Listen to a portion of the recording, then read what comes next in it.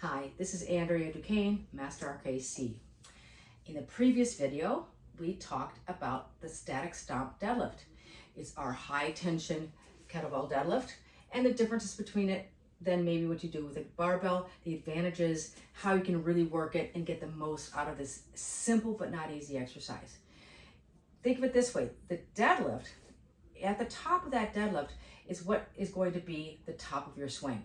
So it is a prep for a swing, because if I'm holding my deadlift like this, but I change my feet position slightly, arms are out here, I'm still thinking about pressing down with my feet, squeezing my glutes, quads, abs, hamstrings, everything's tight, shoulders are retracted, right? That's the top of the swing. So it's very much the same position. We're just repping and practicing the top of the swing. Now I'm going to cover the deadlift drag. This is going to prepare, and teach you how you start your swings. It's basically an isometric of all the muscles that are going to hold that backswing and get you into your backswing, as well as how do the arms move. How do we keep the arms safely controlled with the body using the strength of our lats and our triceps as we're ready and preparing for our first rep of our swing, which is always the hike back.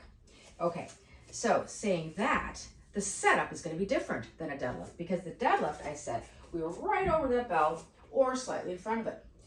Now, because the first thing I want to do is hike the bell back, hike it back, I need to have the bell in front of me, and my feet will be in a different position. So instead of being straight over the bell and straight forward, I'm going to have the bell in front of me slightly, which I'll show you in a moment, and my toes and feet will turn out slightly. My legs and feet will be a little bit wider than my shoulders, depending on how you're built and so forth. Instead of being right underneath me, they're going to be a little bit wider. Toes will turn out just to accommodate your pelvis and hips for comfort. So I want the bell in front of me now. I don't want to be over it. I want to be able to hike it back. So with the bell in front of me, my feet in my position, I'm going to come down, and the first thing I want to do is I want to tilt the handle. Then I drop my hips down. Now notice my hips are maybe just a bit higher than my knees, but they're not really low and they're not way up here. They have to be low enough. Now the next thing I want to do is stretch way back. I'm trying to stretch my glutes as far back as I can, loading them. If I were to let go of the bell, I'd fall on my butt. Now I'm going to open up my knees again or press my feet apart. I'm going to lock my lat. Notice how the bell moves slightly. And I'm going to lift my chest so it's forward. I'm going to take a breath in, elbows remain straight. I'm going to slowly drag it back using my lats and my triceps. Only a tiny bit, only as far as I can get it without bending my elbows, popping my hips up, or lifting my chest. I'll shuffle back, drop the handle, drop down, weight my heels, open up my knees, activate my glutes, and slowly, slowly drag it back with as much tension as I can. One long exhale. Whew. Believe me, this is intense. Drive down and slowly, slowly drag it back. And stand up and shake it out.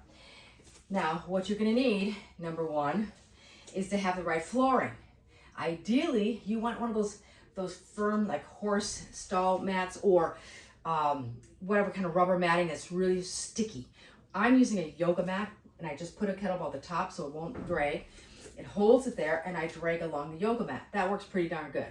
The other thing you're going to need is a heavy bell.